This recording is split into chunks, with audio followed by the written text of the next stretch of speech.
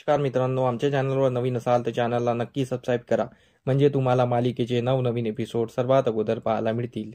तर तुला शिकवीन चांगलाच धडा या मालिकेमध्ये काय घडलं ते आपण बघणार आहोत. इकडे अधिपती आणि बाबा म्हणजेच अधिपतीचे बाबा चारुवास हे झगडत असतात.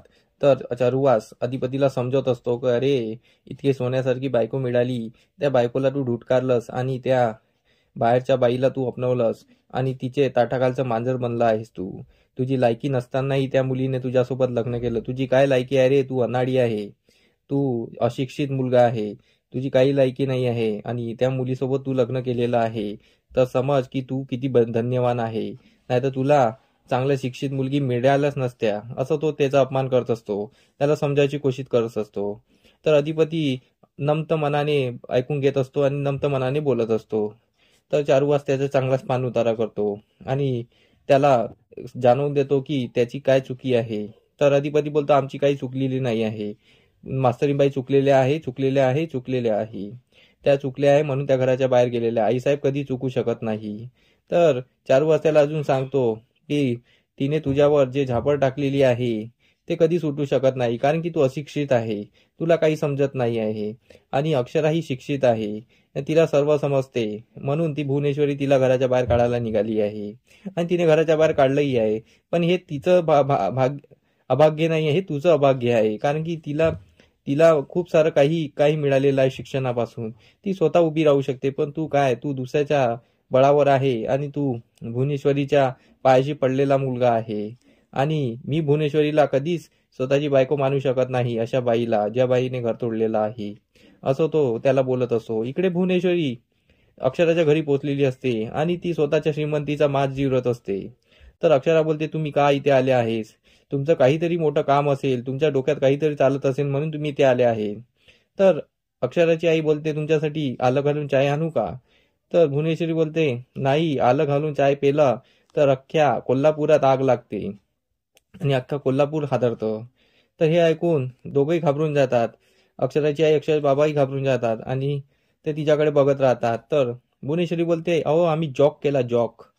तर हे ऐकून त्यांचं थोडं मन शांत होते आणि इकडे अक्षरा त्यांच्याकडे डोळे वटावून बघतच असते. भुवनेश्वरी आपल्या श्रीमंतीचा माज दाखवत असते की आमच्या अधिपतीला खूप मोठे मोठे स्थळ आले आणि आमच्या अधिपतीचं मन तुमच्या मुलीवर जडलं होतं, म्हणून आम्ही त्यांच्याशी हिचं लग्न लावून दिलं. नाहीतर आमच्या अधिपतीला 101 राजकुमाऱ्या आल्या होत्या, 101 घराणे आले होते. आम्हाला तर नावही लक्षात नाही, असे घराणे आले होते. पण आम्हाला तुमची अक्षरा आवडली नाही, आमच्या अधिपतीला आवडली. तर त्यावर अक्षराची आई बोलते, हो, तुम्हाला आवडली ना?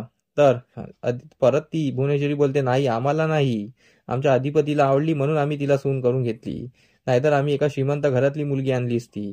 आमच्या अधिपतीसाठी आम्ही काही करू शकतो. हो, हे जेव्हा बोलत असते तेव्हा अक्षरा त्यांच्याकडे डोळे वाटवून बघत असते आणि तिच्या मनात कालवा सुरू असते. तर अक्षरा बोलते, आई बाबा तुम्हाला बाहेर जायचं होतं ना? तर अक्षराची आई बोलते, हो, जाऊ ना. तर भुवनेश्वरी बोलते, कशाला? तर अक्षरा बोलते, त्यांना जायचं आहे. अक्षरा बोलते, भुवनेश्वरी मॅडमची शिकवण आहे ना, जे काम आहे ते वेळेत करावं. तर भुवनेश्वरी बोलते, हो का, माझं शिकवण तुम्हाला एवढं आठवण आहे का? जा जा. मग अक्षराची आई, अक्षराचे बाबा निघून जातात. अक्षरा आणि भुवनेश्वरी इकडे बोलत असतात. अक्षरा भुवनेश्वरीला जाब विचारते, तुम्ही इथे का आले आहे आणि तुम्ही असं का वागता आहे? तुम्हाला काय बोलायचं आहे, बोला तुम्ही. तर भुवनेश्वरी बोलते, आम्हाला काय हो, आम्ही तुमची विचारपूस करायला आलो होतो. आम्ही जर तुमची विचारपूस केली नसती तर लोकांनी आम्हालाच म्हटलं असतं, सुनेला घराच्या बाहेर काढलं आणि एक साधी विचारपूस सुद्धा केलेली नाही आहे. तर अक्षरा तिची लायकी काढत असते. अक्षरा बोलते, तुम्ही काय विचारपूस करणार हो? मी अधिपतीची बायको आहे आणि तुम्ही कोण आहात? तर अक्षरा अशी बोलल्यानंतर भुवनेश्वरी बोलते, आम्ही अधिपतीच्या आई आहोत आणि अधिपती आमच्यासाठी खूप काही आहे, आम्ही अधिपतीसाठी काही करू शकतो.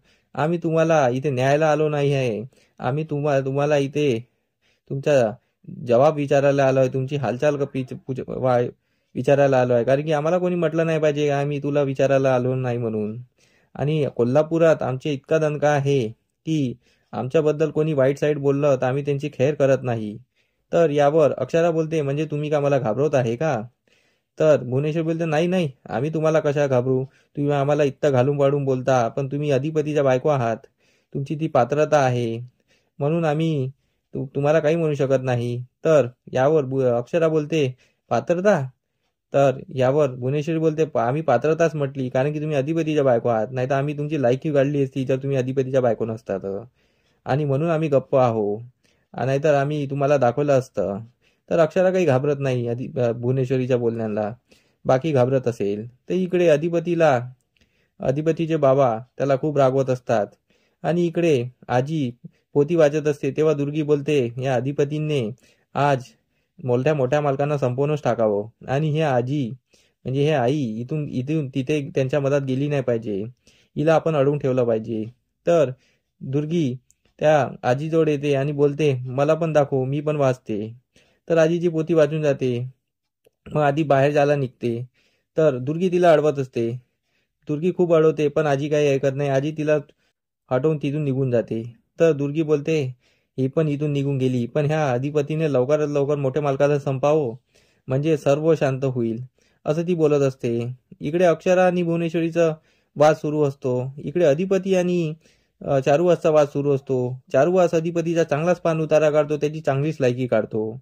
अधिपतीलाही कसं बसं वाटत असतं. अधिपतीच्या चेहऱ्यावरून असं वाटत असतं की अधिपतीला काहीतरी वाटत आहे की आपण काहीतरी चुकलेलो आहे. अधिपतीच्या मनातही कालवा सुरू असतो. तर असा काहीसा एपिसोड आपल्याला 10 जानेवारीच्या एपिसोडमध्ये बघायला मिळणार आहे. तर आमचा एपिसोड कसा वाटला हे मला कमेंट करून नक्की सांगा. आम्ही तुम्हाला नवनवीन एपिसोड दाखवत राहू. धन्यवाद. मंडळी, तुम्हाला आमचा व्हिडिओ कसा वाटला हे आम्हाला कमेंटद्वारे नक्की कळवा. तेव्हा आम्ही तुमच्या प्रतिसादाला उत्तर नक्की देऊ. आणि आमचे व्हिडिओ बघत राहा. आमचा व्हिडिओ किती छान वाटतो हे आम्हाला कमेंटमध्ये नक्की सांगा. धन्यवाद.